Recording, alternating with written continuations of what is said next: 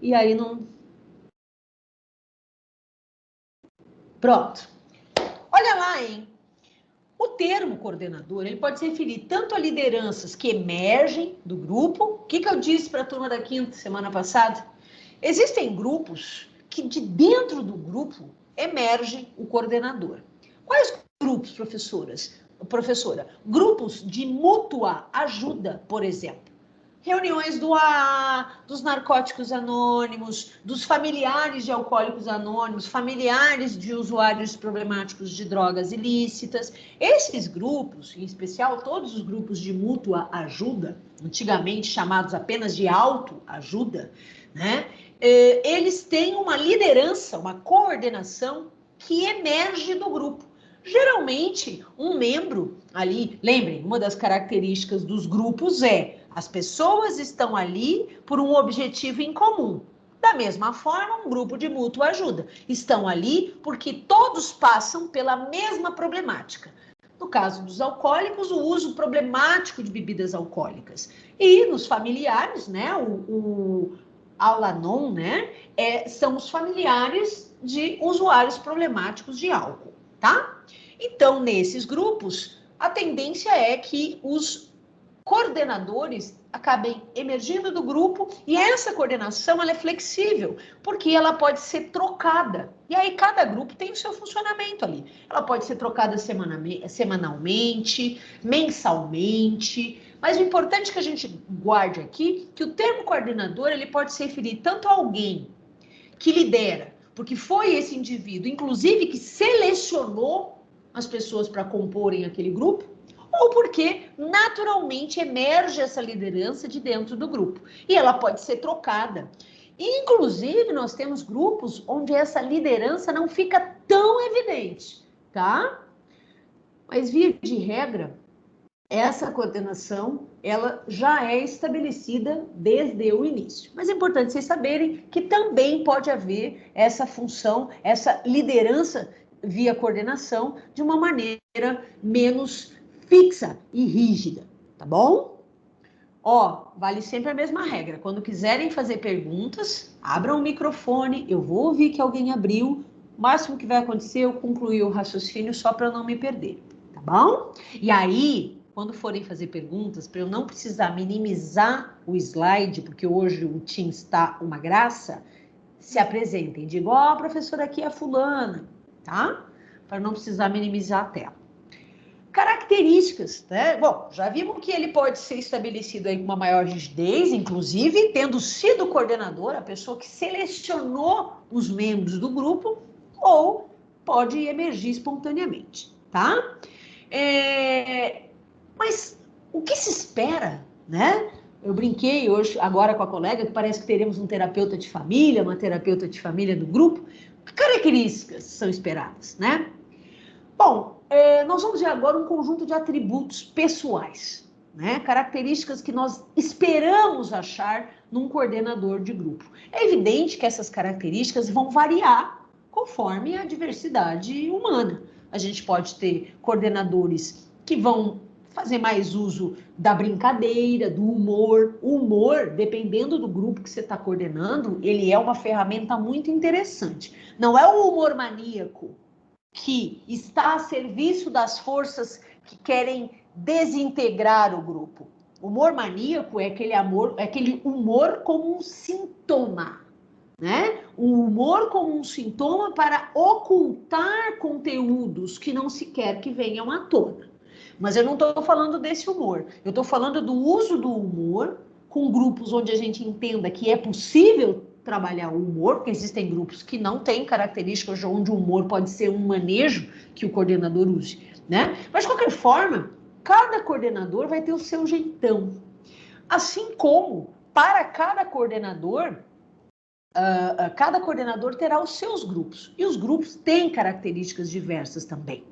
Então, uma diversidade dentro desse rol de características que a gente apresenta, que eu vou apresentar a seguir, é esperada, tá? Porque, por exemplo, amor às verdades, que é uma das características que o coordenador deve ter, ele pode se manifestar das mais variadas formas, dependendo do coordenador, tá certo? Eu, quando coordeno grupos, dependendo do grupo, eu sou mais espirituosa, às vezes tem grupos que a gente precisa ter um manejo mais firme, e logo de início ser mais rígido no estabelecimento da confiança dentro do grupo, das regras. Então, depende muito. Mesmo um coordenador com determinadas características pode exercer a coordenação com nuances que vão depender de que grupo está na frente dele, qual o objetivo daquele grupo, ele é um grupo terapêutico ou ele é um grupo operativo, o que ele é, tá certo? Maravilha? E ele dá uma brincada, né? Porque no final, quando a gente apresenta todas as características, de fato, a impressão que a gente tem é que o Davi Zimmermann, que o velho Zimmermann estava querendo falar para nós de um super-herói ou uma super-heroína.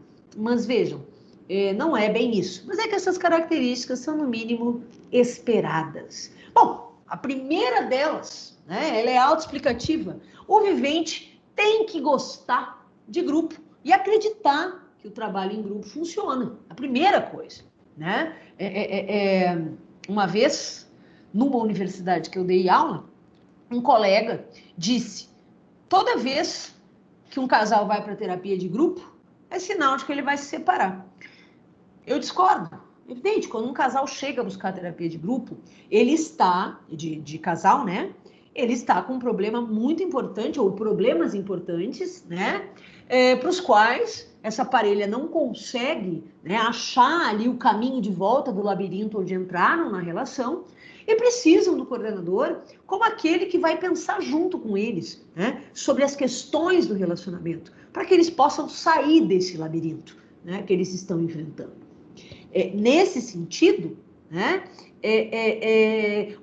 uma terapia de casal pode conduzir o casal a se reorganizar o sistema conjugal e retomar a relação com menos dificuldade, ou seja, superar as dificuldades que trouxeram para o terapeuta, da mesma forma que esse casal pode chegar aí, através da terapia, à separação.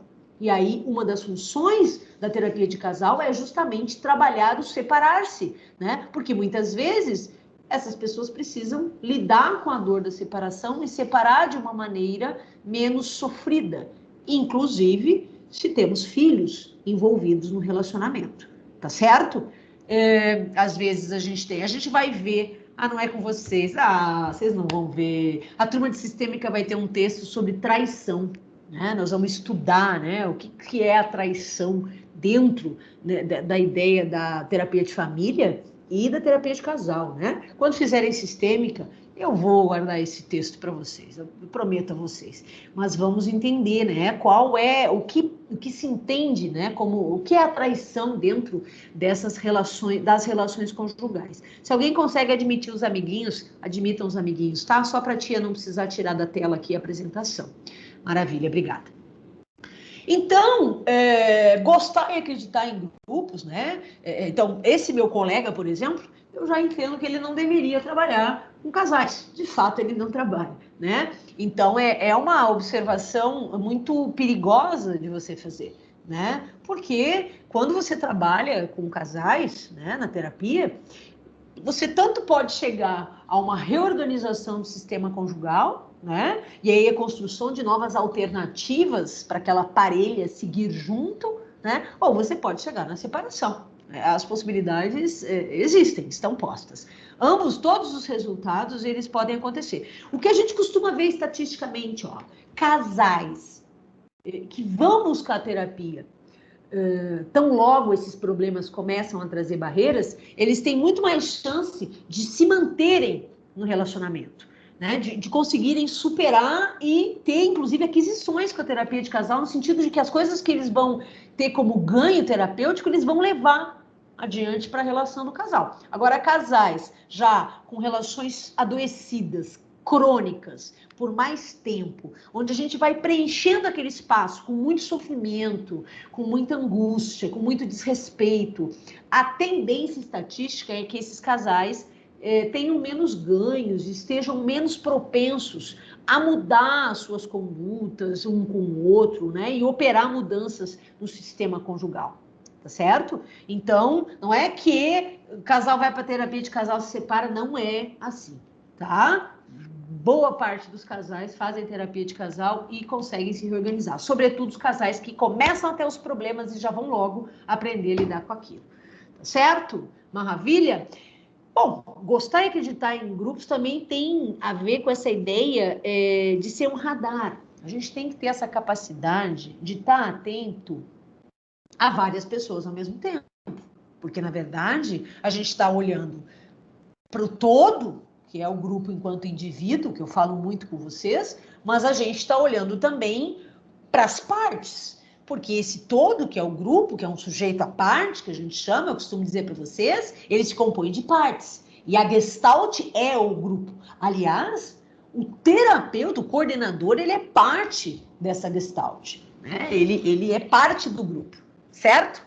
Quando a gente estuda sistêmica, né, e a gente estuda aí a história da sistêmica, ela vai se construindo justamente, inicialmente, né, com o terapeuta como sendo alguém que está de fora do grupo, quando observa, né, e sendo um especialista na vida daquele grupo, e no fim, quando a teoria sistêmica vai se aprofundando, ela chega numa questão irrefutável.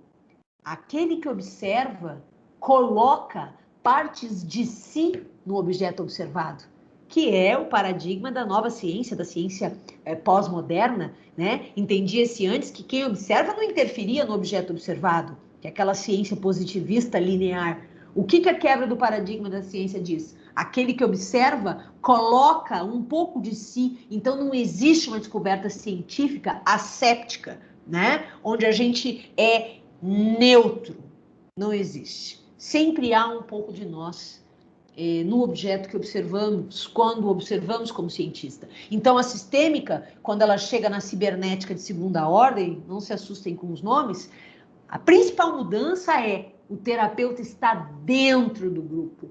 Ele é parte do grupo. E a relação, ela é uma relação dialógica, não uma relação desigual, no sentido de eu estou fora e eu sou especialista em vocês.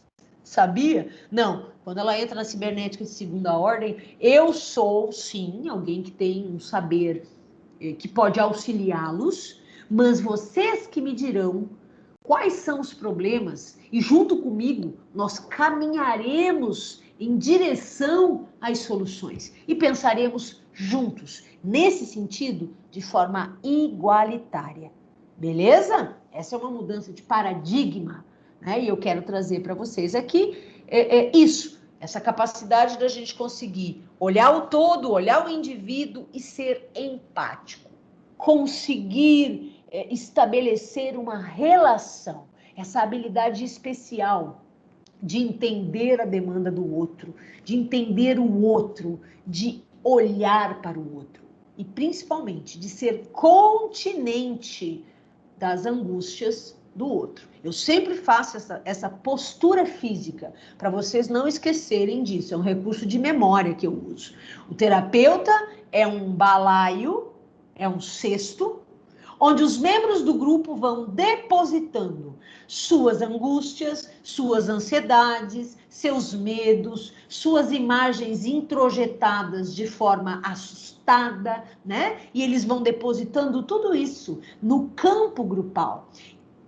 E para que o processo terapêutico funcione, eu tenho que ter essa capacidade de continência, essa capacidade de perceber o que o outro nos diz para além das palavras e de receber esses conteúdos e de não quebrar nem trincar, né? A gente é aquela pessoa, nós somos aquela pessoa que tem um saber que está a serviço de e junto com, né? A serviço de e junto ao paciente, ao grupo, né? Maravilha? Que fique bem claro isso, porque isso é uma característica muito importante. Amor às verdades. O terapeuta, ele não tem que ser um chatão da verdade. Não é isso que eu estou querendo dizer. Aquela pessoa que não deixa passar uma vírgula, né? Do discurso. Mas com amor à verdade, a gente precisa dizer aquela capacidade de fato, quando os conteúdos são depositados no grupo, lê-los, interpretá-los, entendê-los de forma aberta, claramente, né? Ser verdadeiro no sentido de alguns pacientes nos geram contra-transferência negativa. Alguns pacientes podem nos gerar na gente uma reação de raiva, de várias reações, de amor, um sentimento erotizado. Sim, isso pode surgir nos coordenadores. Porém, a grande questão é que a gente precisa entender que isso é contra-transferência. E o que nós estamos percebendo está nos falando de como as pessoas lá fora olham, sentem e percebem aquele membro do grupo.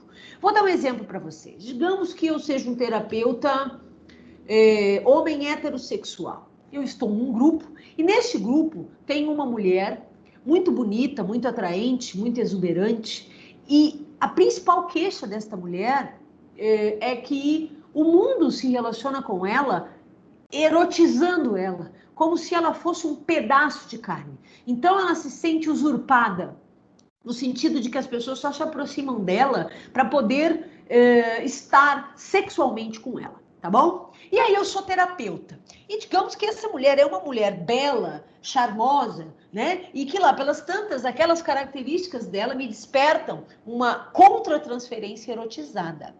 Eu negar isso para mim, não é chegar e dizer, pô, fulana, você é mó gata, hein? Não é isso, pelo amor de Deus, né? Até porque isso seria assédio. E considerando a relação de saber terapêutico em face do paciente, daria até processinho, né? Quem sabe, dependendo da investida, certo? Processinho administrativo do Conselho de Psicologia e dependendo da natureza do assédio, processinho penal, né? Tá bom? Então, esse é um exemplo de uma contra-transferência erotizada e eu não posso negar isso para mim, não é falar abertamente do grupo, não é disso que eu estou falando. Eu preciso entender o que aquela contra-transferência está falando do sujeito, porque o que eu senti é uma reverberação. E neste caso, a fala desta mulher gera em mim uma relação erotizada, se eu sou esse terapeuta, né? E eu preciso entender dentro de mim, porque a minha contra-transferência, ela é uma ferramenta potente. Nesse sentido, o coordenador tem que ser verdadeiro, ele precisa entender aquilo. Da mesma forma que podem ter membros do grupo que gerem na gente uma raiva muito grande. Existem membros de grupos que nos testam, que testam um limite, né? Justamente, gente, é o que eu costumo dizer, as pessoas não vão buscar terapia porque estão super bem, conseguindo lidar com as suas vidas e vieram só disseminar a alegria delas no grupo. Não é por isso que elas nos procuram. Elas nos procuram porque elas estão sofrendo, elas têm dores, elas nos trazem suas dores, suas dificuldades, né? Seus entraves para viver bem, certo? E a gente pode sentir justamente o que essas pessoas geram no mundo lá fora, no mundo extra-grupo. E vão gerar ali dentro do grupo também, entendeu? Então, amor às verdades diz respeito a isso. As coisas que são sentidas, faladas, elas têm de ser de fato olhadas. Porque senão a gente vai estar deixando as forças que trabalham no sentido da desintegração do grupo ganharem o jogo. Tá certo? Maravilha? Até porque, se a gente não tem uma postura verdadeira, ampla, aberta com os membros, isso vai afetar uma característica que vem adiante, que é justamente a capacidade da gente ser um exemplo para o grupo. Porque através das nossas interpretações, assinalamentos e manejos, o grupo vai entender como a gente pensa os problemas que eles trazem. E esse nosso pensar sobre os problemas que eles trazem é uma demonstração de como pensar aqueles problemas. E uma das funções que o terapeuta tem é a função de ser um exemplo de como pensar os conflitos, de como achar alternativas, né? E o próprio grupo também faz esse movimento. E com o tempo, quando a gente está em terapia de grupo, é tão lindo quando o grupo começa a conseguir, né, dar esse suporte uns para os outros. Gente, é lindo, é um dos fenômenos mais lindos que eu já vi, né, no trabalho. é bonito, você vê o grupo apontando coisas um para o outro, e o outro. E aí, quando você vê, eles estão pensando os pensamentos juntos. É um atestado de que a gente trabalhou bem até ali, sabe? E conseguiu manejar bem aquele grupo. Quando eles adquirem essa capacidade por si sós, né? E começam a ter ali os manejos de um membro para o outro. Eu fico encantada, eu tenho até que esconder minha cara de boba quando isso começa a acontecer, porque é lindo, as pessoas estão ficando livres. Elas estão ficando livres, elas estão conseguindo pensar os pensamentos, não só os seus, mas os dos outros também. Que coisa linda de ver, tá? Acho que dá para perceber que eu gosto muito de trabalhar com grupos, né? E eu gosto. Não é à toa que eu gosto de dar aula, né? Eu acredito muito, desde a faculdade, eu acreditava muito no trabalho com grupos. E a professora que mais me inspirou como um exemplo de psicóloga, eu já falei o nome dela, a professora Maria Alice Targa, desse tamanho assim, né? Mas uma gigante dos grupos, que foi a professora assim que mais me influenciou, né? Em toda a minha vida acadêmica. De vez em quando eu dou uma stalkeada para ver o que ela está fazendo, porque ela já era mais idosa, né? Ainda vou lá dar uma olhada para ver o que ela está fazendo. Está trabalhando a danada, né? Olha lá, se formou em engenharia civil, fez mestrado, deu aula na engenharia civil, depois fez psicologia, fez mestrado e veio dar aula na psicologia. A moça vai das exatas às biológicas humanas, assim, ó, brincando. Bom, o que eu quero dizer com isso, né? Que é uma pessoa que consegue trabalhar com a parte racional e a parte emocional, né? Muito, né? Trabalha com os hemisférios cerebrais aí lindamente para um lado e para o outro. Coerência, meus amigos. Até aqui, alguma pergunta, pessoal, que vocês queiram fazer? Dou-lhe uma, dou-lhe duas, dou-lhe três. Vou continuar então. Coerência. Nem sempre, né? Porque, mas professora, você falou amor às verdades agora. Coerência não é mais ou menos a mesma coisa? Se você tem amor às verdades, você está sendo coerente. Nem sempre, meus amores. Nem sempre a pessoa verdadeira é coerente. Às vezes a gente precisa flexibilizar, retomar regras, né? Repensar construções que a gente tenha tido. E quando a gente demonstra, né, por exemplo, o grupo pode trazer para nós uma necessidade de flexibilizar uma regra que lá no início, lá no estabelecimento do setting, eu e o grupo construímos ali aquela regra. Lá pelas tantas, pode ser que aquela regra precise ser transformada, mudada, né? E nem sempre a gente seguir aquela regra fixada lá no início é ser coerente. Por vezes, uma flexibilização não está assim, a serviço das forças de desintegração. Às vezes, uma flexibilização é algo necessário. Repensar, recombinar, né? E é necessário, por vezes, que essa posição do coordenador seja modificada. Quanto maior, mais coerente a gente for, enquanto coordenador, menos confusos os membros vão ficar do grupo, né? Porque eles sentem confiança, eles sabem que se houver uma variável interveniente que surja ali no meio do grupo, o coordenador vai conseguir lidar com aquilo, com amor às verdades, mas com coerência também, né? Ele vai, por vezes, reavaliar posturas, posições, entendimentos, e isso, quando feito de forma coerente, que fica claro para o grupo do porquê daquela mudança, por exemplo, de posicionamento, isso reforça a confiança, faz com que o grupo confie ainda mais nesse coordenador. Ele não é intransigente, ele é coerente. Intransigência seria imutável. Nem sempre não mudar é o mais coerente. Às vezes mudar, reavaliar, reconsiderar é o mais coerente. Tá certo? Beleza? Então é uma característica que reforça a confiança dos membros no coordenador. Ele é uma pessoa adaptativa, não rígida, no sentido de... inclusive, se eles percebem que a gente tem uma capacidade de se adaptar às situações que vão surgindo, a tendência é que o grupo se sinta mais à vontade para se mostrar, né? Porque eles vão perceber que a gente tem essa capacidade de continência, de receber, refletir, tá? Maleabilidade, tá certo? Vamos adiante, então. Senso de ética, muito importante, tá? Ética, e eu diria mais, bioética, ética pela vida. Porque a ética nos fala daquilo que é adequado, correto, coerente de se decidir. Mas a bioética é a ética pela vida.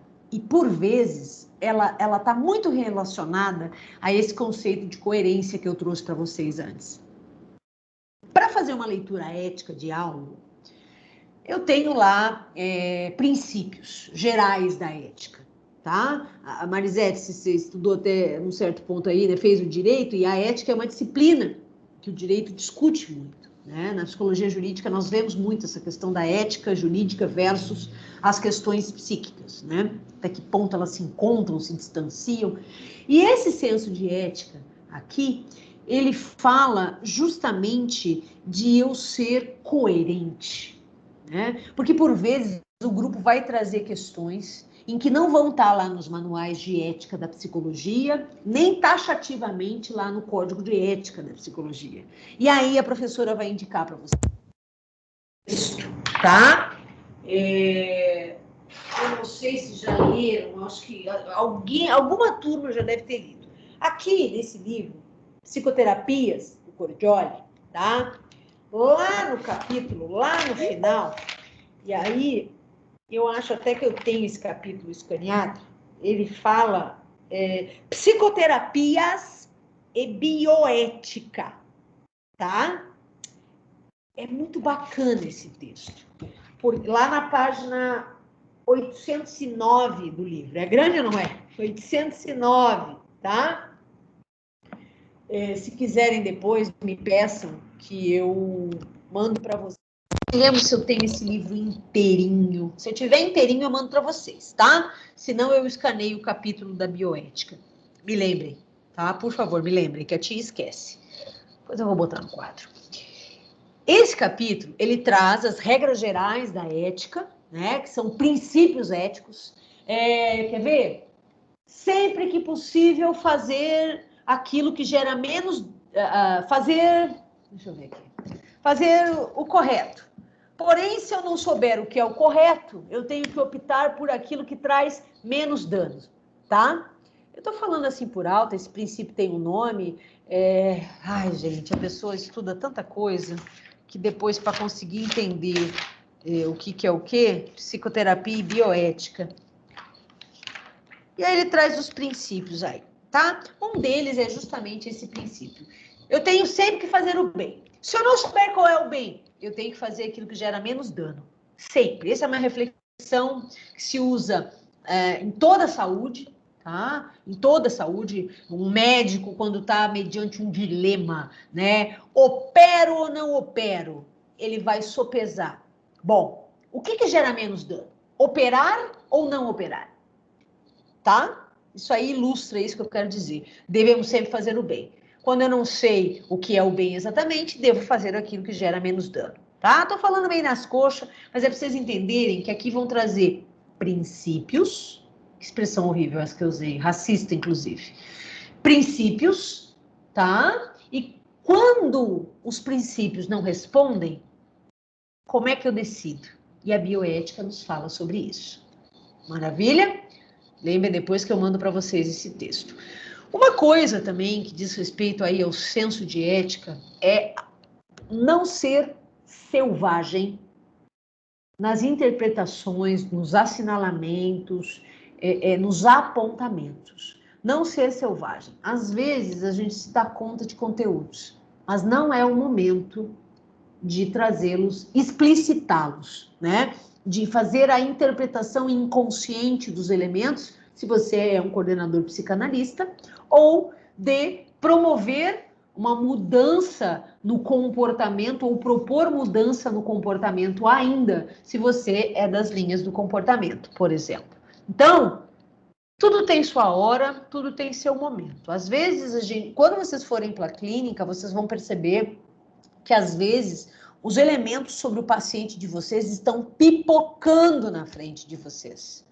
Mas ainda não é o momento de falar, de assinalar. O sujeito precisa evoluir um pouco mais. Porque se você assinalar, se você interpretar o que significa aquele conteúdo, ele pode se fechar em resistência e você não consegue acessá-lo. Inclusive, você pode estar sendo violento, agressivo, antiético em trazer aquele manejo, aquele assinalamento, aquela interpretação, aquela tentativa de exposição ao estímulo, seja lá como as linhas chamam, lidar com os conteúdos, tá? Então, invadir o espaço do paciente da gente é algo que gera um sentimento de usurpação, né? De desrespeito os pacientes, então tudo tem seu tempo. Às vezes, quando a gente está em grupo, quem torna evidente um conteúdo que a gente já está segurando para falar é o próprio grupo. Bom, aí se eu não assinalei, se eu não pontuei, se eu não interpretei, e alguém do grupo o faz, bom, isso é fenômeno de grupo. Aí eu vou ter que manejar. Eu vou ter que ver, a partir do apontamento que aquele membro fez, o que acontece no campo grupal, certo? Então, aí eu vou manejar o esclarecimento que um membro fez sobre o conteúdo do outro, que ainda não estava em tempo de eu me posicionar, mas o outro membro trouxe à tona. Bom, ok, o grupo se movimenta sozinho, né? Os sistemas humanos, eles têm a capacidade de gerarem problemas e resolverem problemas juntos, né? Então, vamos ver, você vai entender, você vai ver o que acontece depois daquilo, né? E vai manejando de forma adequada, né? Quando eu tenho ética, tenho respeito, o que gera no grupo? Um senso de liberdade, de que eles podem trazer os conteúdos, porque serão aceitos, serão entendidos. Esse coordenador, ele é continente, ele não é agressivo, ele não é hostil, ele não é um ditador, né? Ele é muito mais ali alguém que vai fazer uma trilha com o paciente, vai trilhar um caminho junto a ele, né? Com ele, sobre ele, para ele, por ele, né? E ele indivíduo e ele grupo, tá? Essa é a beleza desse caminhar terapêutico. Uma das coisas que é uma regra de ouro quando eu falo de ética, sigilo. Sigilo não é opcional. Sigilo é algo conversado lá no contrato terapêutico. Lá, quando eu faço a exposição das regras do setting. Sigilo vale para os membros, mas também vale para mim, tá? Essa história, de repente, o terapeuta tomou uns goró lá e foi para um bar lá, sei lá onde, tomou uns goró e lá pelas tantas ele está gritando aos quatro ventos situações que ele vivenciou lá na terapia de grupo. E aí alguém consegue identificar que ele está falando do João da Silva, né? Isso é seríssimo. Então, assim, a gente tem que tomar muito cuidado. Por que eu usei a bebida? O álcool baixa a repressão, né? Baixa aí. Isso é desculpa. Não. O álcool tem essa função. Ele baixa a repressão. A gente fica mais solto, solta a língua. E isso tem a ver com as defesas que afrouxam. Para alguns mais, para outros menos. Alguns se valem dessa explicação para legitimar desrespeitos. Outros, de fato, ficam bocão, né? Dão até a senha do cartão de crédito, mais os dígitos de verificação do verso, né? E, enfim, tô brincando, mas isso é algo que não é opcional, hein, gente? Deus o livre, ou Darwin nos livre, né? Ok? Ou Deus ou a ciência. Perguntas antes de eu falar a lâmina 8. Enquanto vocês vão pensando em perguntas, me deem o tempo que eu preciso ir ao banheiro. Meio litro de água desde o início da aula. Só um pouquinho, peraí. Tava com dengue, né, gente?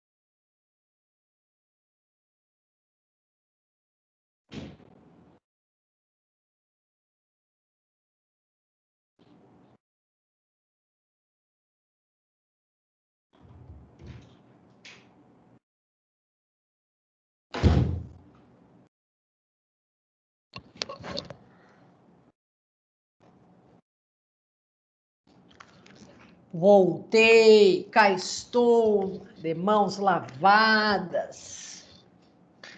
Ó, pensaram em alguma pergunta ou eu posso continuar? Mais uns 15 minutinhos até o intervalinho. Cri. Não me deixem só. Falem comigo, digam oi, cara. Oi. Tava quase chorando já aqui. Pô, pelo amor de Deus. Gente, não me deixem só. Quem foi a alma caridosa que me respondeu? Karina, é a Vanderleia. Oi, Vanderleia, tudo bem? Pode falar. E quando, no caso do sigilo, entra, tipo assim, entra, o paciente me fala, tipo assim, que ele vai matar uma pessoa, por exemplo. Rompe. Como que fica Rompe. o sigilo? Uhum. O que a gente diz? Quando há risco para o indivíduo ou para terceiros, essas são alternativas, são situações em que o sigilo é rompido. Por isso que eu bato muito na tecla da importância da gente firmar bem as regras do setting, tá? Porque uma das coisas que a gente vai explicar para o indivíduo nas primeiras sessões, né? O setting não se estabelece logo na primeira sessão, às vezes. Às vezes a pessoa está com tanta angústia, precisa tanto fazer aquela catarse, que a primeira sessão, ela é basicamente catarse, entendeu? E aí você não convém interromper esse fluxo de ideias, tá? E no final da sessão, você combina para encontrar de novo na semana que vem, e aí na outra semana você vai traçar as regras do setting. Uma das coisas que a gente fala quando faz esse contrato verbal, né? Você pode até fazer um contrato por escrito, tem colegas que trabalham com isso, mas o verbal, que combina as regras, ele é imprescindível, tá? Você vai falar, aqui, tudo que você disser tá sobre o sigilo da minha profissão, o código de ética, ele está na internet, amplamente divulgado, inclusive você pode acessá-lo, né? Mas existem circunstâncias em que o sigilo não só pode, como deve ser rompido. Como, por exemplo, risco de morte para o paciente, seja lá por motivos variados, né? Pessoas que têm aí condutas de risco, né? Que costumam ter condutas muito perigosas e arriscadas, essas pessoas já são orientadas desde o início, lá nesse contrato verbal que a gente faz, de que se eles tiverem franco risco, eles vão avaliar juntos a familiares ou pessoas que ele vai indicar logo no início ali do tratamento serão contatadas, tá? Principalmente se vocês receberem no consultório um paciente com risco de morte, suicídio ou condutas arriscadas que já vem no conteúdo que vocês logo de cara veem. Se ele disser, vou matar alguém na terça-feira, eu vou lá matar o Miguel, né? Isso já vai ter sido avisado lá, que é dos elementos de ruptura de sigilo e você vai informar alguém responsável na família dele de que há a possibilidade de que esse crime aconteça, tá? Você vai informar os familiares, vai informar essa família, né, ou quem ele indicou para vocês, de que ele corre risco. É evidente que vocês vão avaliar se aquilo é algo dito da boca para fora ou se é algo que, de fato, constrói aí uma premeditação. Se ele te disser taxativamente e todos os elementos mostrarem que isso é possível, você tem de romper o sigilo. Tá bom? Tá bom, obrigada. Nada. Essa é uma pergunta bem importante, assim, né? Porque as hipóteses de ruptura de sigilo, elas não são taxativas no Código de Ética, né? Inclusive, há interpretações variadas sobre isso, né? Eu entendo o seguinte: um contrato inicialmente feito com bastante clareza desses limites e das circunstâncias de ruptura do sigilo, ele previne, às vezes, danos, lesões. É claro, o sujeito pode acabar cometendo um crime e você também não tem a obrigação de entender se de fato ele vai fazer ou não, né? Mas se isso se mostra como e ele fizer, você não tem responsabilidade por isso, porque às vezes ele pode ocultar esses elementos de você, né? Ok? Então, essa nossa responsabilidade, ela não é objetiva. Ah, você foi responsável. Não é objetiva, é uma responsabilidade indireta, mas não objetiva, né? Respeito. Olhar. Pecto, novamente. Respeito, né?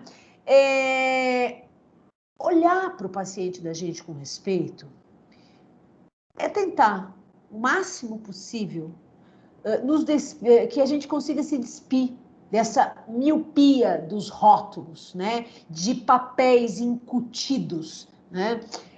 Nós trazemos os nossos preconceitos também. Nós trazemos as nossas percepções arraigadas. Elas foram construídas a partir das nossas vivências, da nossa perspectiva, do nosso olhar sobre o mundo. Terapeutas vivem no mesmo mundo que os pacientes e são socializados, via de regra, inicialmente pela família, como qualquer ser humano, né? A gente não nasce, que nasce um terapeuta, que nem o Rei Leão. Não, a gente nasce como qualquer criança, né? E aí a gente vai sendo socializado e vai tendo vivências. Então a gente também constrói, né? Preconceitos, rótulos, né?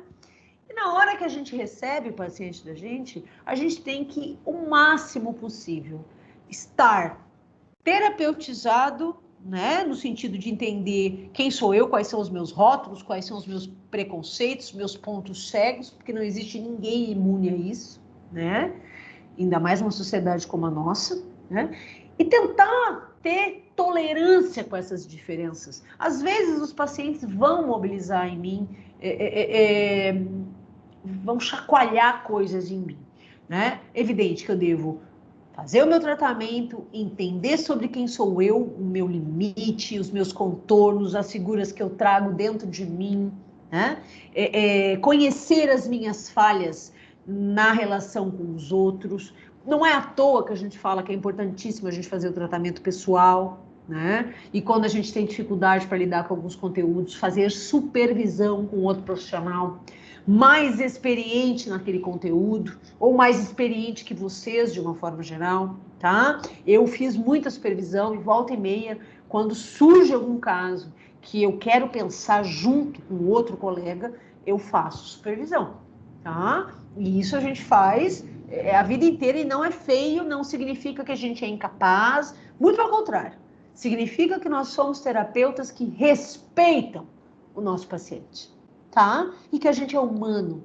A gente também pode ter sentimentos desagradáveis em relação aos nossos pacientes. Contra-transferência negativa em relação a eles, tá? Isso é humano. Nós somos humanos, certo?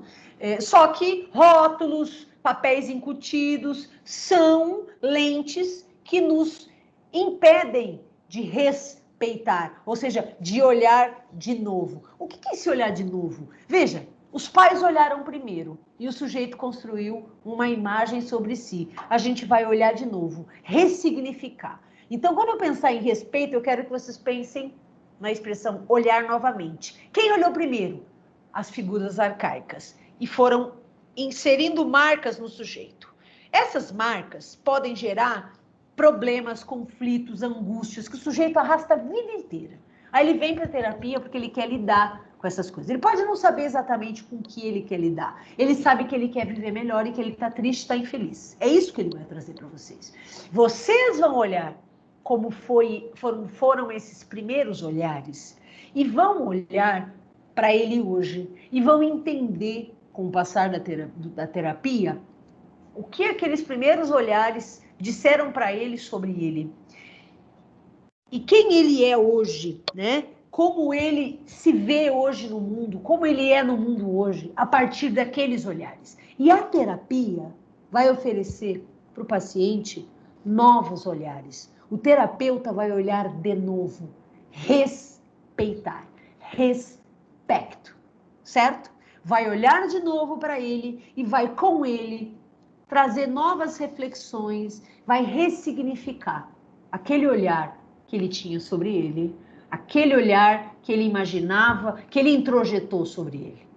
Certo? Então, respeito é olhar de novo, mas olhar de verdade para o sujeito que está na nossa frente. Por exemplo, vamos voltar à mulher que o terapeuta fez uma contratransferência erotizada, né?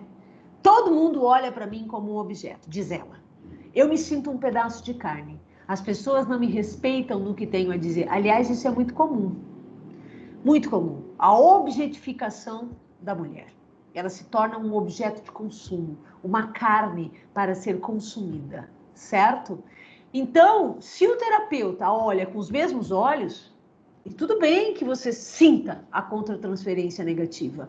O que não está bem é você continuar nisso, é você fazer uma contra-atuação. A atuação do terapeuta pode ser chamada e entendida com a expressão contra-acting, contra-atuação.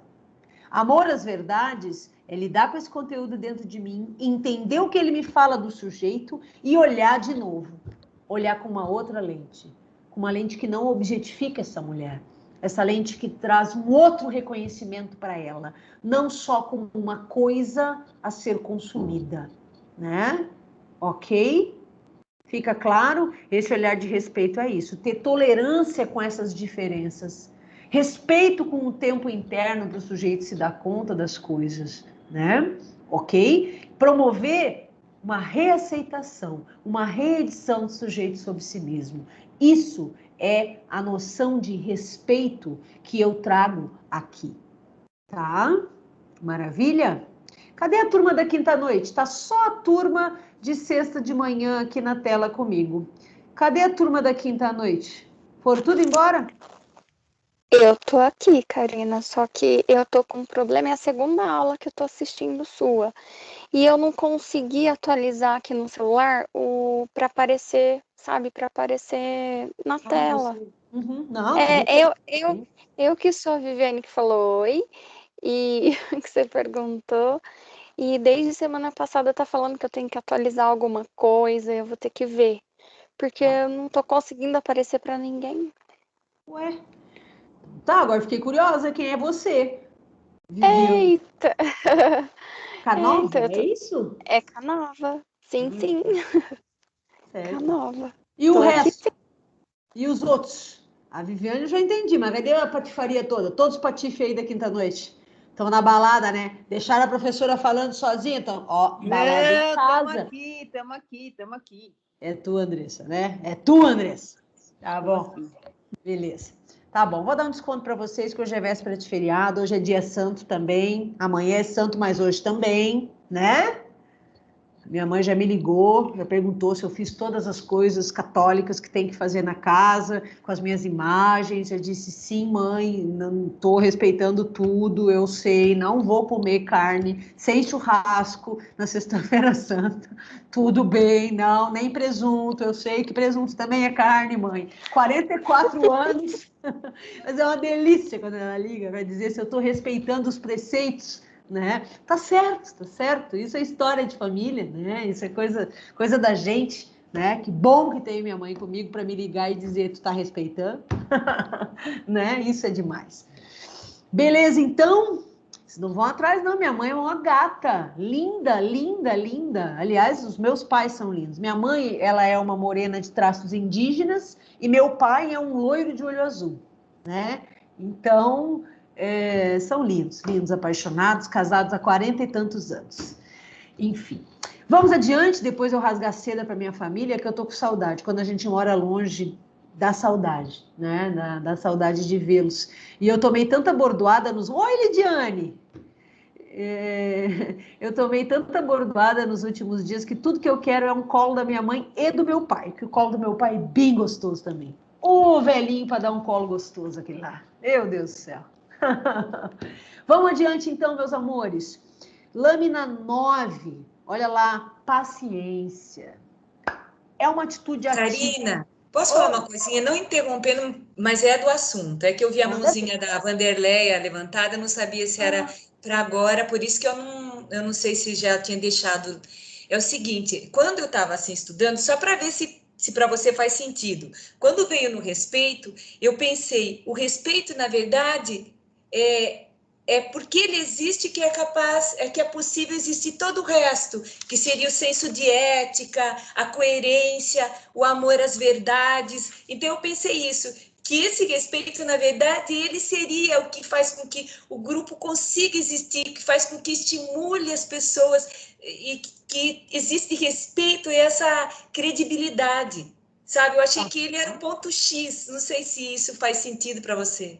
Mas faz sentido sim, a gente pode olhar nesse aspecto, inclusive ser um recurso mnemônico, para a gente gravar, né, essas características partindo do respeito, olhar de novo, ressignificar também, tá? Quando eu olho enquanto terapeuta, eu estou olhando o que ele me traz, mas eu estou olhando de novo, eu estou olhando de uma outra maneira, né? Eu estou olhando de um outro jeito. E quando eu olho de um outro jeito, eu ofereço novas possibilidades para esse existir do sujeito.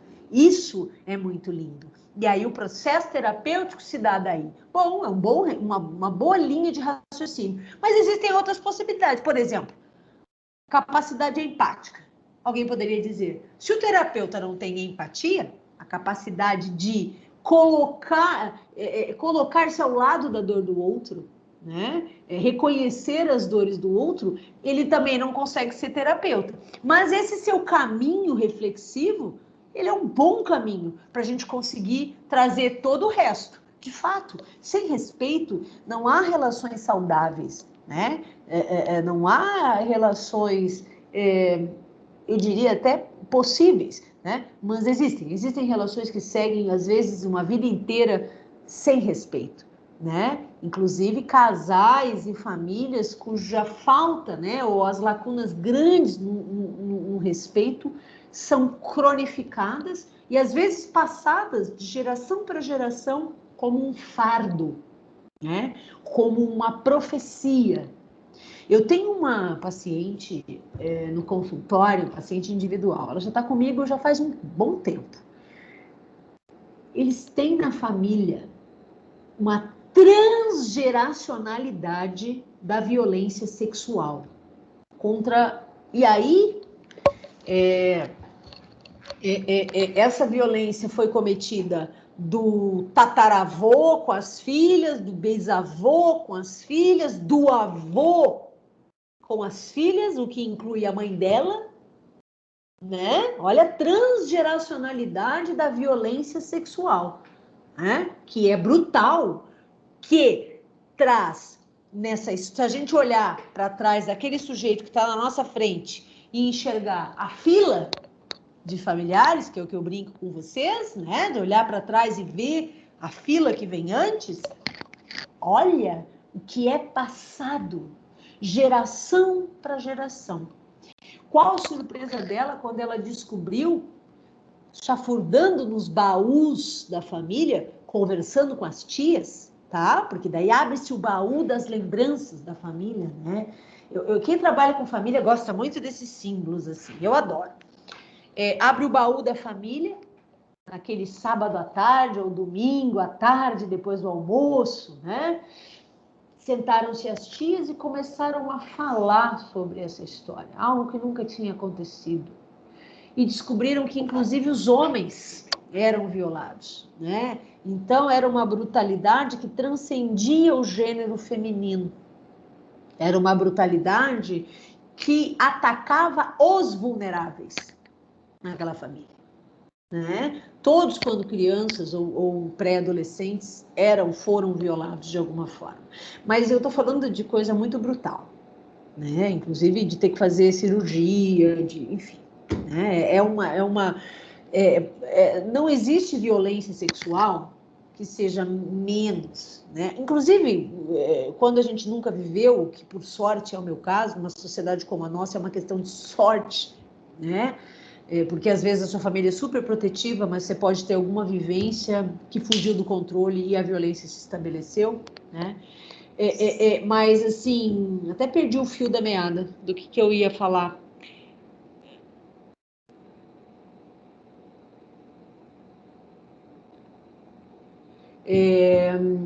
Enfim, acabei de ver que hackearam o meu Instagram, provavelmente por causa da minha publicação sobre o golpe militar. Hoje devem ter posto algum conteúdo pornográfico, porque tem 2 pessoas da minha família me alertando para isso.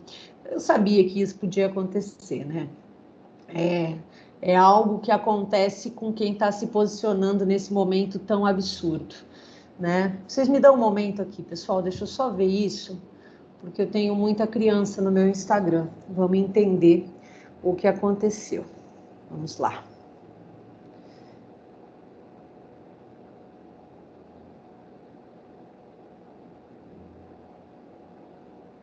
Aparentemente não tem nada. Se vocês depois puderem dar uma conferida, é até bom que a gente está conversando ao vivo e está...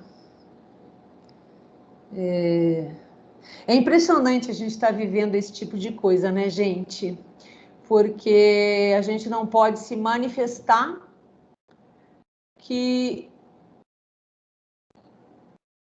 não pode se manifestar, né? É uma gangue, né, que se tem aí. Karina.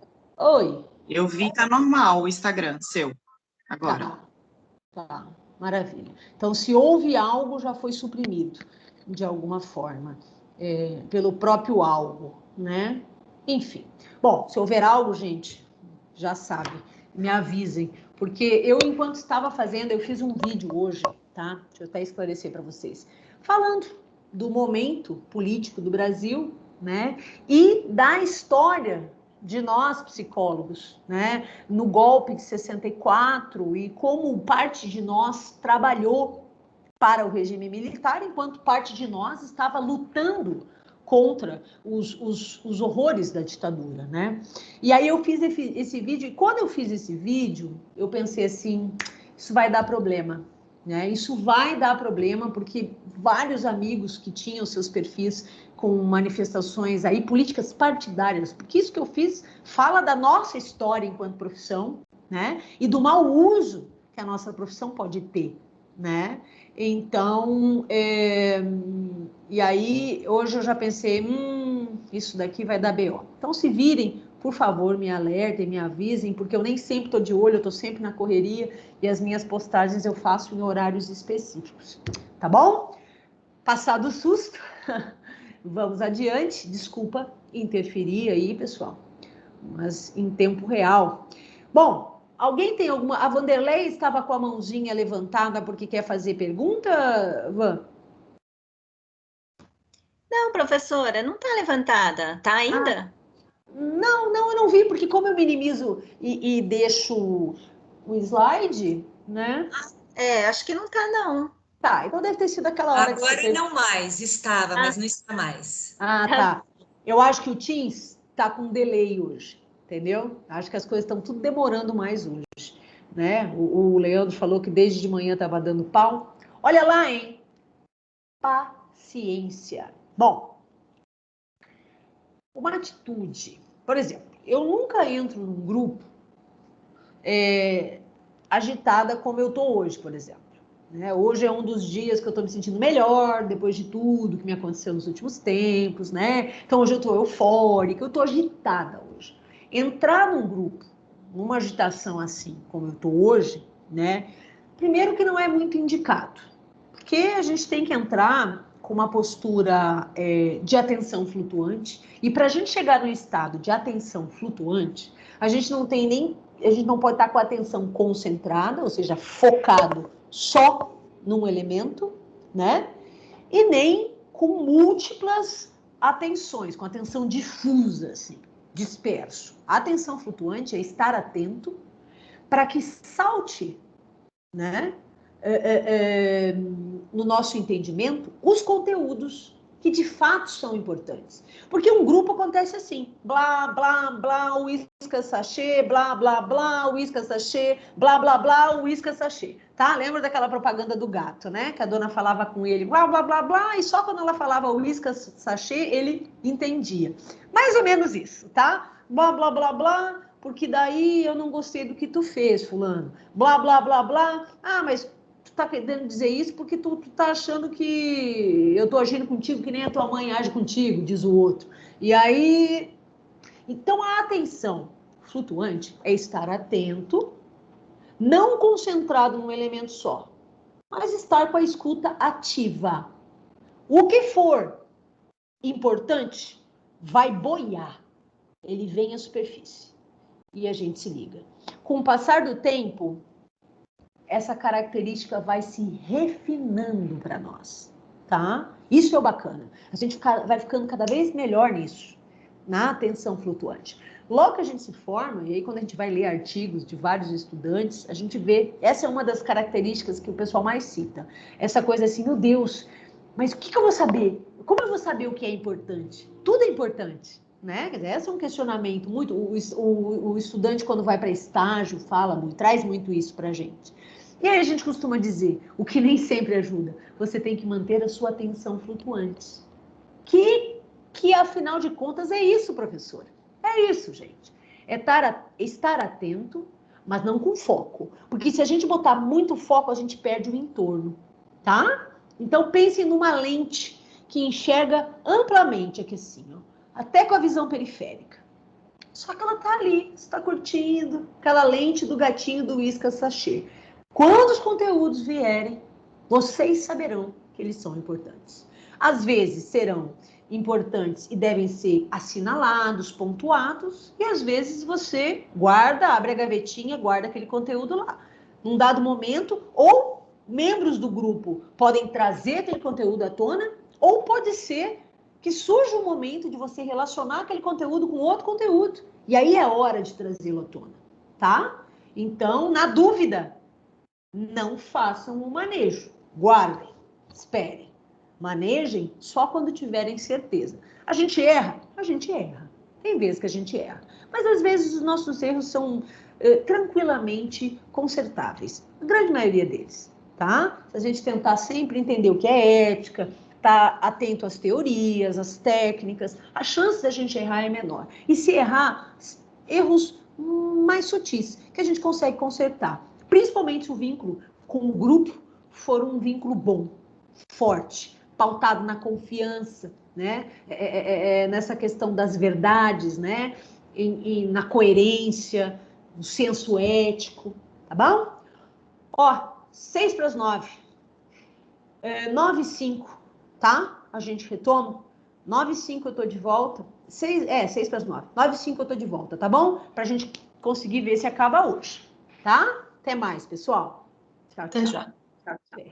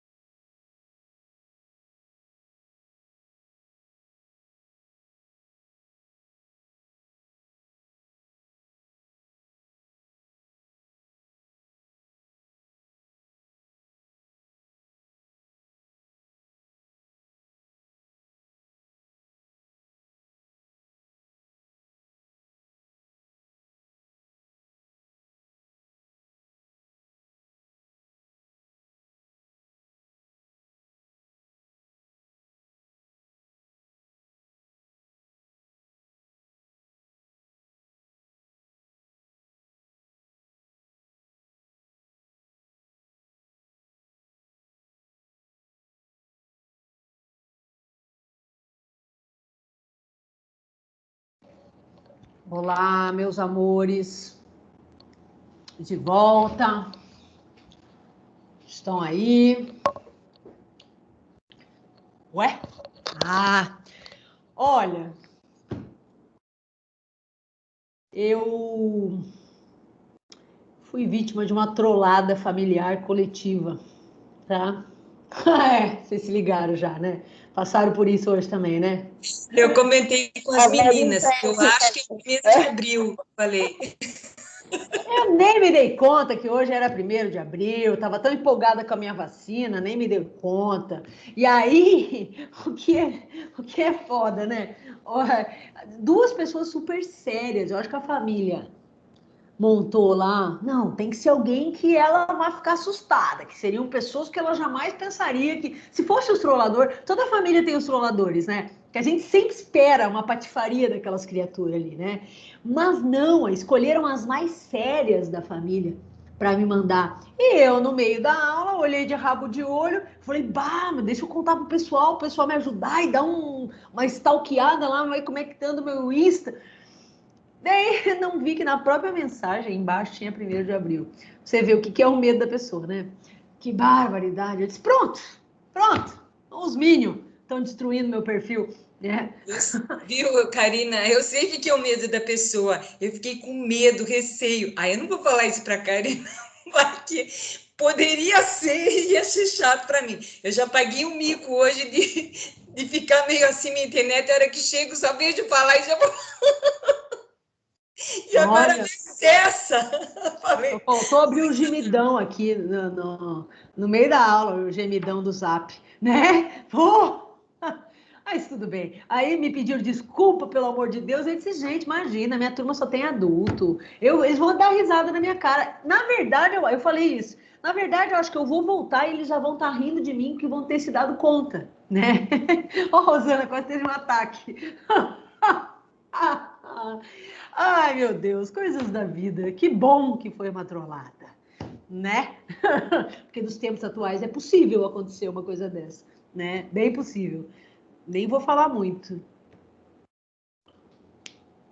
Vamos lá então, hein? Vamos seguir aí, ó, conhecendo sobre esse ser magnífico, sublime, que é o coordenador de grupo. Essa pessoa que, quando se for, tem o seu terreninho no céu. Olha lá, estão vendo aí na tela o slide? Tá, beleza. Olha lá, paciência, né? Então, paciência tem a ver com esse modo de estar tranquilo, né? De conseguir ir tranquilo mesmo, não é aparentemente tranquilo. Quando a gente entra para um atendimento clínico, todos os atendimentos, mas o clínico, ele tem, vocês vão perceber, assim, ele chama a gente a calar e ouvir, né? Ele nos chama. Com o tempo, né, se vocês estiverem aí, atenderem sempre no mesmo lugar, né, na mesma sala e tal, vocês vão perceber que aquela sala, ela tem um significado apaziguador. Cada terapeuta vive de um jeito, a sua realidade clínica, né, o seu contexto aí, do espaço de atendimento. Mas isso é algo que os meus colegas me dizem, assim, nossa, quando eu piso no consultório, me baixa uma calma, uma coisa, né, uma concentração, e eu também, né, eu acho que o lugar em que eu sou mais calma e paciente, e eu não sou uma pessoa, eu sou uma pessoa agitada, eu sou uma pessoa muito ativa, eu tenho muitas atividades, porque eu gosto de fazer muitas coisas, mas quando eu estou ali, né? Ou quando eu abro o setting online agora, interessante, porque eu percebi essa transição para o setting online, eu entro num estado, até porque estou sempre sozinha em casa quando atendo na clínica, né? Meu escritório é totalmente reservado, né? Então eu entro num estado de atenção flutuante, né? Num estado de paciência, e é paciência interna, né?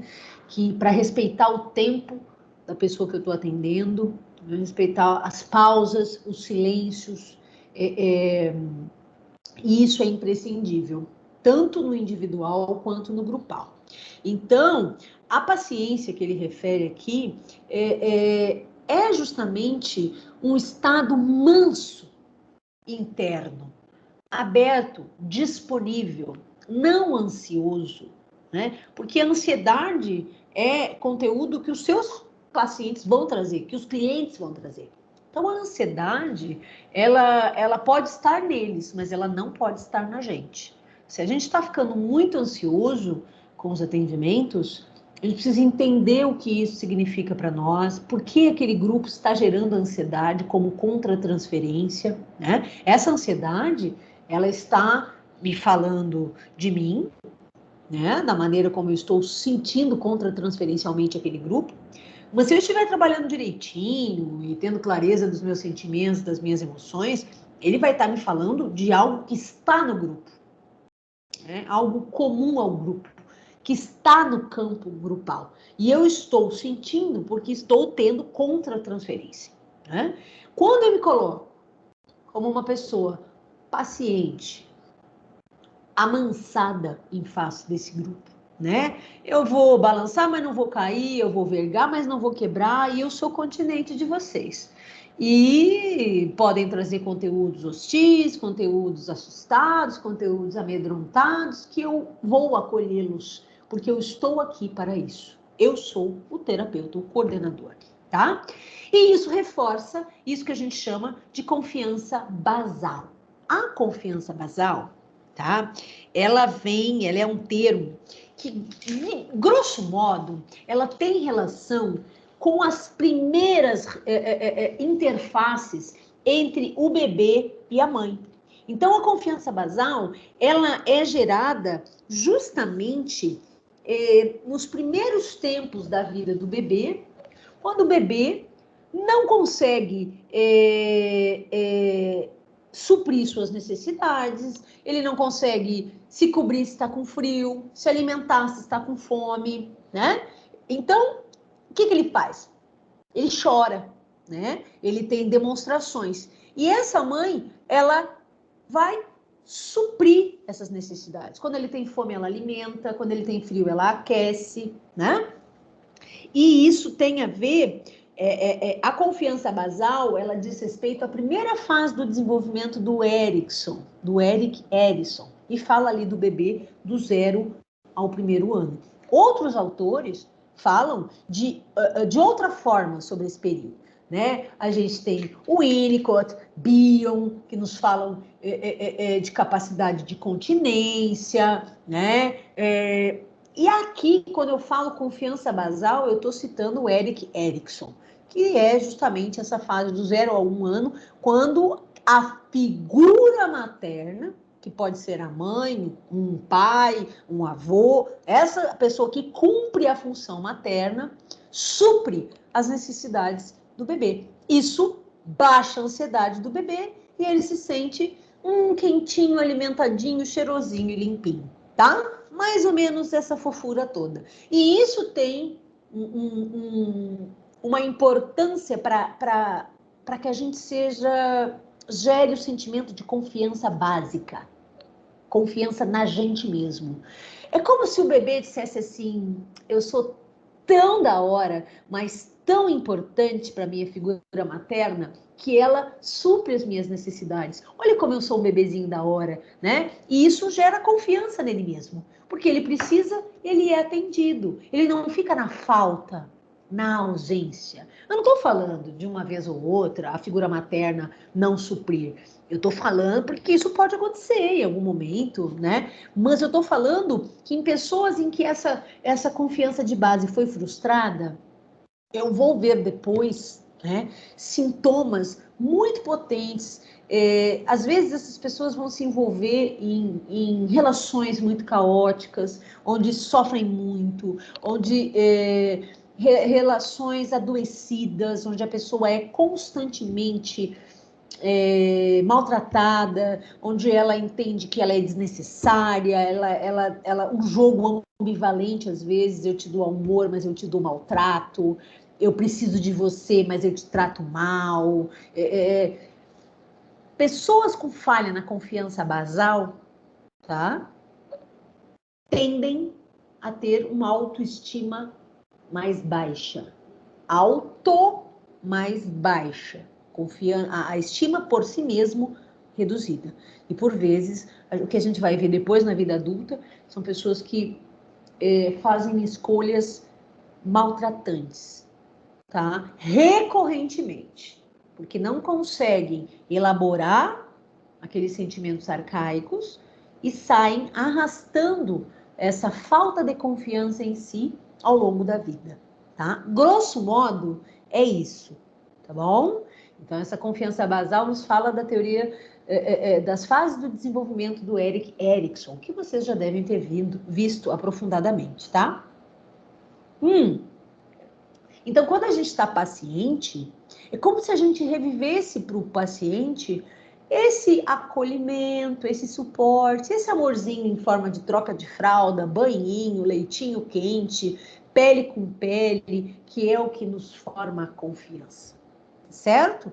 É um atributo que, essa paciência, né? Ela é um atributo que faz parte dessa capacidade de ser continente das angústias, tá? Ela é análoga, tá certo?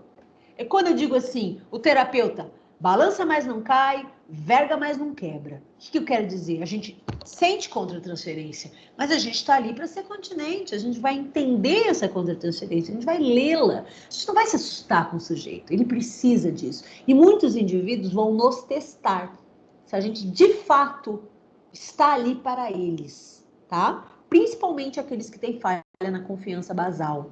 Ah, para, pode dizer qualquer coisa, você não vai pensar mal de mim, não vai me botar fora. O paciente mineiro vai dizer, ai, parço, que eu vou trazer qualquer trem aqui, posso falar qualquer trem aqui, você não vai embora porta fora, não? Não, não vou, né? O que a gente quer dizer? É claro que a gente não vai dizer assim, né? Mas, simbolicamente, ele pode me mostrar com as condutas dele isso, e eu vou responder com a minha conduta isso que eu respondi. Pode trazer seus conteúdos, eu não vou sair correndo, né? Se, de alguma forma, você lesar as regras do setting, eu vou assinalar e a gente vai lidar com isso, mas não se assuste, você não vai me assustar, né? Eu já acho que tem uma música que o Frejá canta assim, ele fala, aquela música procura um amor que seja bom para mim. E aí tem uma parte que ele fala assim, e eu vou tratá-la bem para que ela não tenha medo quando começar a conhecer os meus segredos, né? Ele falando da mulher amada, né? E é uma espécie disso, né? Os pacientes vão trazer para a gente os seus segredos.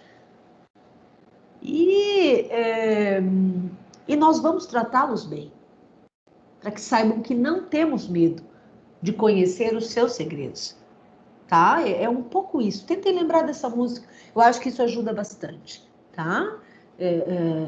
Independente de, a nossa regra aqui vai ser, não matarás, não te matarás, não farás mal a ninguém, fora essas regras do sigilo, pode trazer, que eu estou aqui para você. E isso é mágico.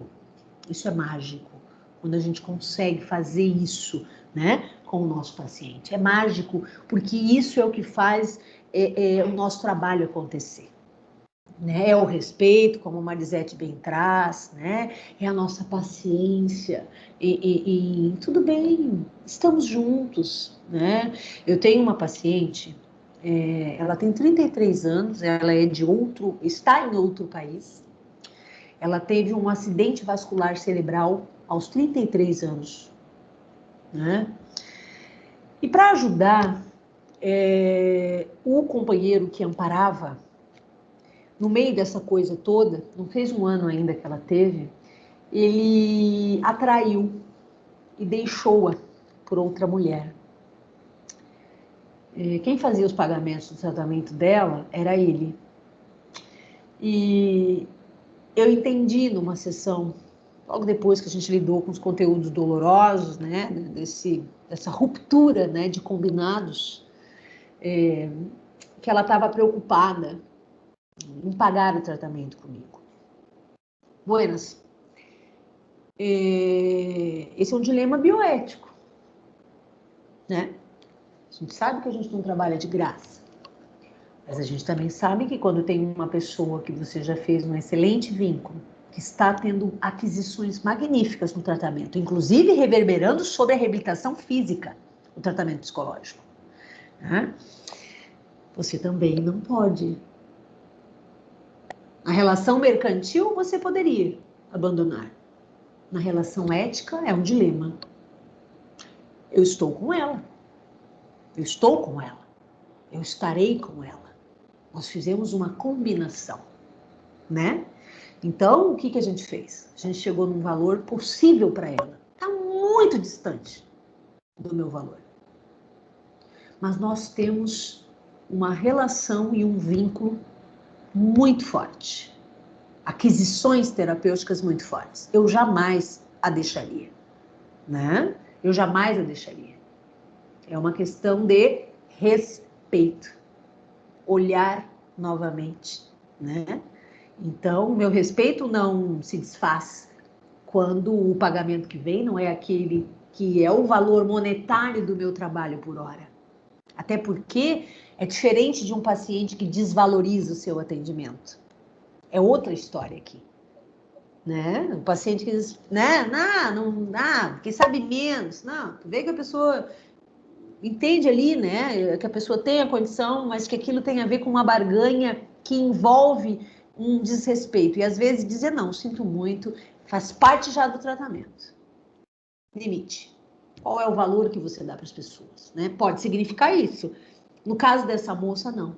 O desespero dela era ficar sem tratamento psicológico, que estava tendo uma repercussão, está tendo uma repercussão potente na sua reabilitação física. É óbvio que a gente vai continuar, né? Estabelecemos um valor ali que fica confortável para ela e tá tudo certo. Vamos em frente, não é? O que me custa 1 hora por semana num outro valor? Nada. Não custa nada. Tá bom? Isso também vai acontecer nas carreiras de vocês. E aí vocês vão ter um dilema bioético. Para mim, não foi difícil. O mínimo dano qual é? Mantê-la em tratamento. Mantê-la, né? Sim. Tá certo? Maravilha? Olha lá, hein? Capacidade negativa.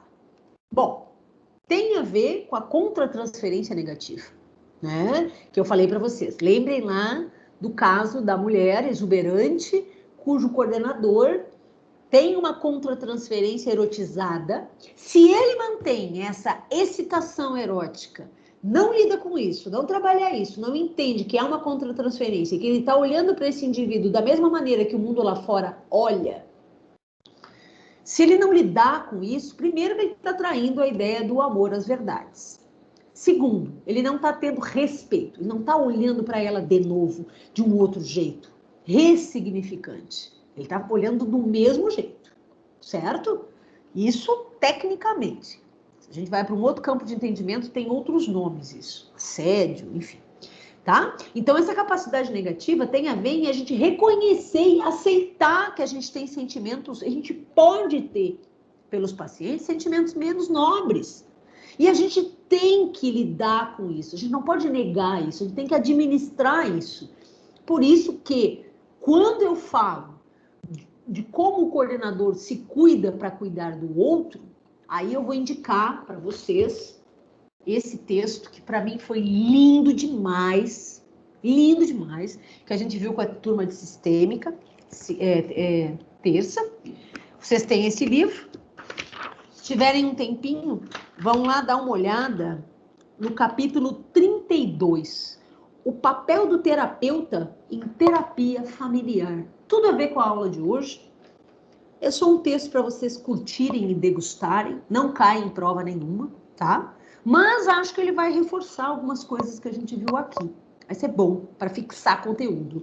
É o capítulo 32 aqui do livro Manual de Terapia Familiar. Fica na página 443, tá certo? Lindo texto. Leiam e depois me digam o que vocês acharam. A autora escreveu sentindo o que ela estava falando. É lindo, tá? Leiam, vocês vão gostar. E aí vocês vão ver que essas coisas que eu estou trazendo, como, por exemplo, olhar para a capacidade negativa, ter essa capacidade negativa, reconhecer, a gente também sente coisas ruins, as pessoas mobilizam na gente. E isso é contra-transferência, e isso é uma das nossas ferramentas mais potentes, tá? Se a gente não olhar, a gente vai fazer contra-atuações, contra-actings, ou seja, a gente vai fazer sintoma, tá? E nós não podemos ficar fazendo sintoma. Nós estamos ali para estar ao lado deles, ressignificando as vivências deles, respeitando, olhando de novo. Se a gente não lida com isso, a gente fere um monte de princípios, inclusive o de amor às verdades, tá? Que é um dos primeiros. Quando a gente nega a nossa própria verdade, né? Pô, sentir tesão na paciente. A gente negou. Por que eu tô negando? Por que eu não estou lidando com isso, se isso é real, e eu estou aqui para ser verdadeiro? Ser verdadeiro é reconhecer e trabalhar isso. Ou eu estou com raiva daquele paciente, ele me gera raiva, né? Não, a gente não pode se dar esse luxo, tá? Isso fica para o senso comum, para nós não. Olha lá, hein? Capacidade de ser continente. Eu falo isso desde a primeira aula com vocês. Né? Eu faço o balaio aqui com os braços e digo, nós vamos conter, né, essas ansiedades, angústias, medos, dores dos pacientes. E isso está diretamente à capacidade de ser continente da figura materna. Aqui agora é bio, tá? Que fala ali, dá explicações semelhantes que o Erickson. Mas cada autor com a sua teoria, e elas valem porque são caminhos para entender a realidade. E elas não conflitam as teorias desses dois caras. Né? Então, ser continente é entender e conter as necessidades e angústias do nosso paciente, tal qual a mãe fez lá nas relações mais arcaicas. O bebê não sabia dizer, tô com fome, certo? E o que ele fazia? Chorava. Lá pelas tantas ele percebeu que quando ele chorava, vinha o que ele queria. Por que quando ele chorava vinha? A mamãe fala bebês? Não. Bebezês? Na língua dos bebês? Não. A mãe, a figura materna, foi aprendendo a decodificar. Ah, esse choro é cólica. Esse choro, ele tá com gases. Ah, tá com fome, tá na hora da mamada, né? Então, quem cumpre essa função acaba traduzindo, decodificando aquilo que o bebê só sabe dizer de maneira aterrorizada, tô com frio. Tá? E aí, esse choro é manha. Ó, tá alimentado, tá quentinho, dei banho, não tá com cólica. Esse choro é manha. Porque ele vai lá pelas tantas, o que o malandrinho descobre? Ah, se eu chorar, brota adulto aqui em cima do berço, ó, quer ver? E eles aprendem isso, né? Gente, o meu sobrinho, ele não tem nada de sobrenatural, não. Mas ele tinha 1 aninho, ele fazia tosse fake. Um pouco menos de 1 ano, ele fazia tosse falsa. E eu que me liguei, porque os adultos estavam ali, daí não estavam dando bola para ele. Ele fazia... E já olhava para ver quem ia olhar. Aí um dia, juro por Deus, ele fez isso, eu olhei para ele e ri, fiz assim. Aí ele me olhou e riu. Eu disse, seu malandro. E eu comecei a tossir para ele. Ele me olhou com uma cara de, tu descobriu, né? E eu comecei a simular tosse para ele. E ele me olhava numa cumplicidade tão malandra. Olha aí, eles já vão rapidão, eles já estão pescando como é que eles lidam com a gente. Imagina quando fica adolescente. Meu Deus do céu. Aí já era, né? Tá bom? Então, eles aprendem. Dali um tempo eles aprendem que se chorar, vem mamar, né? Que se tiver com xixi na fralda, aquele desconforto geladinho, se chorar, vem uma higiene, tá? Beleza? E essa função materna, ela envolve essa capacidade de entender as necessidades, contê-las, satisfazê-las e com isso diminuir a angústia do filho. Análogo a isso é a capacidade de continente do terapeuta. Só que agora, essas necessidades que o sujeito não sabe como suprir, elas se manifestam em novas roupagens. E essas roupagens são medos, angústias, inseguranças, fantasias, que ele vai trazer para você. E ele vai dizer, será que você dá conta? Será que você não vai me abandonar? Será que você não vai sair correndo? Tá? Dependendo de como foi suprida essa primeira fase dele, né? Ele pode reeditar com você, projetando em você desconfiança enquanto terapeuta. Quando ele tiver confiança e segurança, confiança básica, a sua relação de suprir as necessidades dele vai fazer com que ele ressignifique aquela vivência lá atrás. Vocês entendem a potência disso? Vocês vão conseguir, com ele, junto dele, ressignificar algo arcaico, algo que está muito aprofundado, uma marca muito lá de trás. Quanto mais lá para trás forem as marcas, as faltas, mais difícil de se trabalhar no aqui e agora, mais profundo. Pensem na ideia de alicerce. Eu tenho uma casa. A casa é a estrutura psíquica do sujeito, é a vida psíquica, é o sujeito inteiro. O alicerce é a confiança básica. Alguém chega para vocês e diz assim, vamos ter que mexer nas fundações do prédio.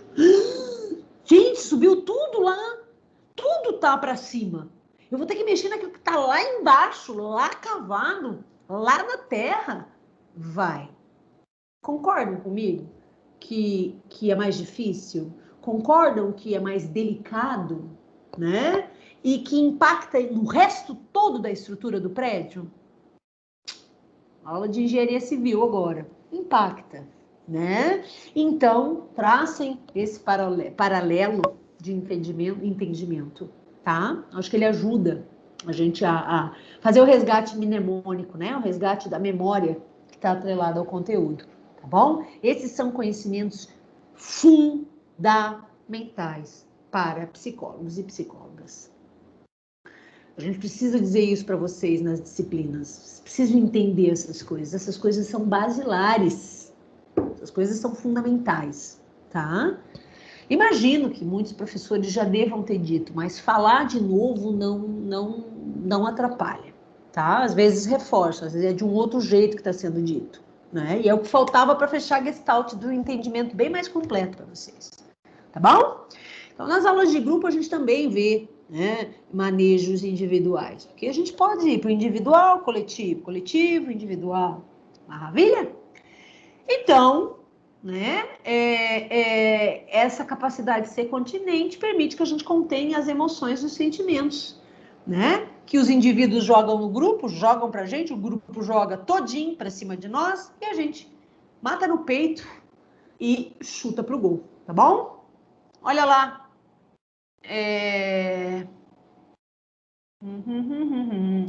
Então, aqui mais uma vez falando, né, que ao surgirem sentimentos negativos, a nossa capacidade de ser continente vai esclarecer.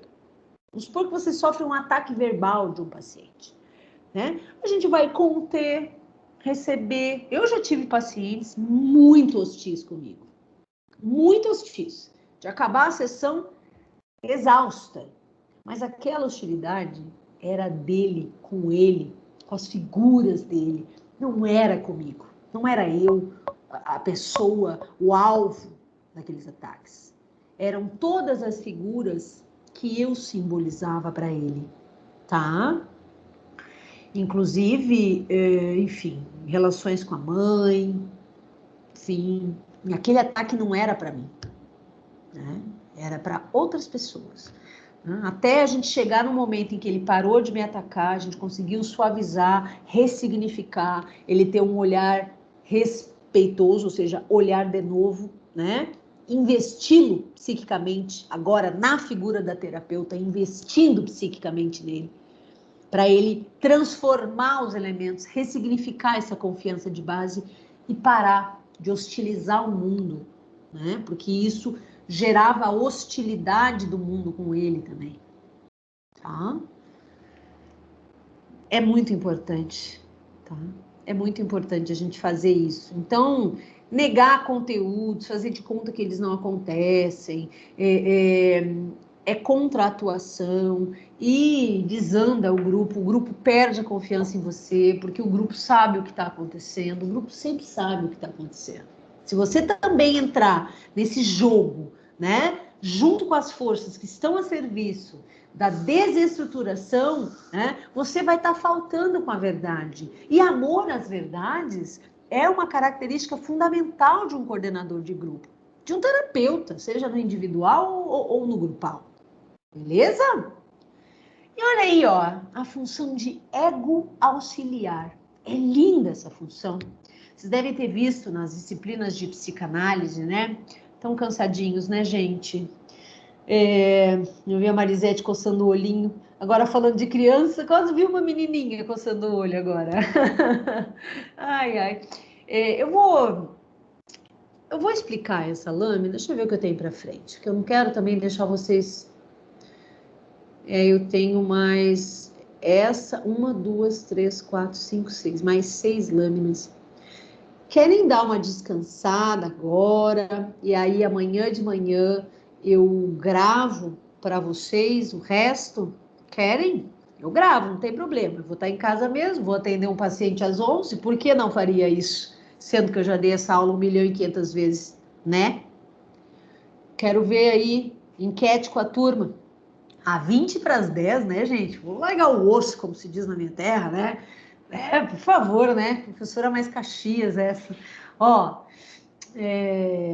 o que vocês acham? Somos um grupo, vamos pensar juntos. Para mim não me custa nada fazer isso amanhã de manhã. Em meia hora, 40 minutos, eu falo esse resto aqui.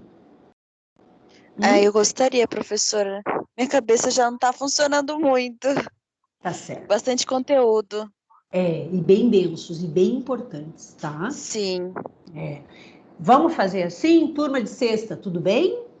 Tá? Então, o que eu vou fazer? Eu vou fazer o seguinte, eu vou gerar um link, eu vou permitir que vocês assistam ao vivo, tá? Que daí, se quiserem fazer perguntas, podem fazer ao vivo. Né? Ok? Vai ser rapidinho, uns minutinhos, quem quiser, acessa. Amanhã é sexta? Eu vou entrar no link de vocês. Só não vou começar às 8, tá? Deixa eu dormir um pouquinho mais. Vamos dormir mais amanhã. Amanhã é dia santo.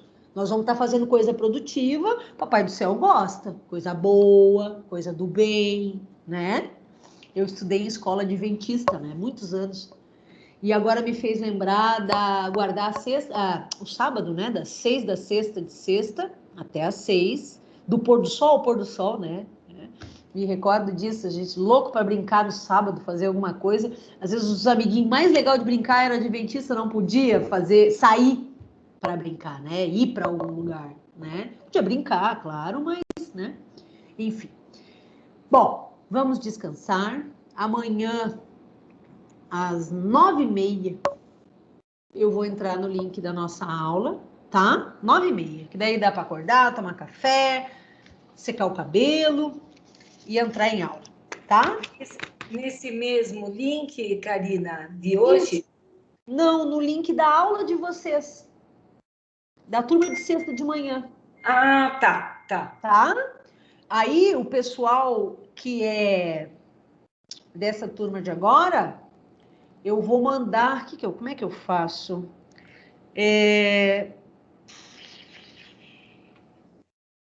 Como é que eu faço? Como é que eu faço, turma? Manda o link. Alguém me passa o telefone. Fica aí comigo, me passa o telefone que eu já mando pelo WhatsApp agora. O link da turma de amanhã. Tá? Tá bom, pessoal da quinta-noite? E o pessoal de sexta, eu vou entrar no link da aula deles. Eu vou mandar o link da aula deles para vocês. Professora, e quem não conseguir entrar, a aula vai estar gravada? Vai, eu vou gravar e vou subir ela. Tá? A Juliana, se a Juliana tiver meio de prontidão amanhã, que é a monitora, bom, eu subo no YouTube antes mesmo né, eu subo sozinha no YouTube, não é a monitora que sobe. Então, eu vou gravar a aula e a de hoje, todas as aulas da semana, eu já vou subir para o canal do YouTube amanhã, tá? E aí, no fim de semana mesmo, já vai estar essa aula de hoje, a aula que eu vou gravar amanhã de manhã, tá? Eu só vou abrir a possibilidade de vocês poderem estar ao vivo para fazerem perguntas, tá? É melhor do que eu gravar e depois vocês ficarem com dúvidas, a prova já é semana que vem, então acho prudente poder oferecer essa possibilidade, né? Quem puder, acesse a aula, a partir das 9h30, eu estou online, e aí eu só vou pedir que me passem um e-mail aí, a turma de quinta, me passem um e-mail agora, por favor, que eu acho que o Rafael não está na aula, ele não vai passar em tempo para vocês o link. Alguém me passa um e-mail da turma de quinta? Andressa? Tô pegando aqui, professora. É psico. Tá. Ponto psicologia Anhanguera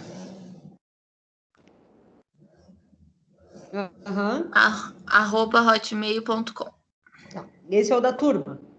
Isso, esse é da sala toda. Ah, legal, Gabi. Obrigada, viu? Imagina, professora. Obrigadão. Ó, descansem, tá bom? Amanhã, quem tiver ao vivo, a gente se encontra. Vai ser rapidinho, 1 horinha no máximo. Eu encerro esse conteúdo. Quem não puder, essa aula vai para o canal do YouTube, tá? Então, basta ir no YouTube que já estará lá. Não esperem receber o link, porque talvez a monitora não mande amanhã, mas a aula já estará no YouTube, tá bom? E semana que vem, certamente, estará no AVA, para que todos possam rever as aulas antes da prova. Eu não fiz a prova de vocês ainda, eu não uso a mesma prova de um semestre para o outro, nunca, jamais, né? Mas estudem, leiam os textos teóricos, não se fiem apenas no PowerPoint. Repetindo, não estudem apenas o PowerPoint. A prova vai ser uma prova para quem assistiu às aulas, tá? Então, quem não assistiu ainda, sugestão que eu dou, assistam, porque a prova vai ser uma prova para quem assistiu às aulas. Terão questões objetivas e dissertativas, tá? Professora, a aula de hoje também vai estar na prova, né? Sim, sim. Até por isso de eu ter esse cuidado de gravar amanhã o que faltou e não esticar demais o elástico com vocês hoje, tá? Eu quero que vocês fixem bem. E aí, assim, assistam às aulas, porque vão ter questões que vão trazer conteúdo teórico e vão cobrar de vocês uma reflexão em cima da teoria. E muitas reflexões eu vou ter feito em sala de aula. Então, daí vocês pegam o fio da meada. Beleza? Então, tá bom. Fiquem bem, descansem. Até amanhã de manhã para quem estiver comigo, tá? Beijo, meus amores. Obrigada. Tchau, boa tarde. Até amanhã. Boa noite, professora. Bom final de semana. Boa noite para vocês também, pessoal. Até amanhã. Até. Tchau, tchau.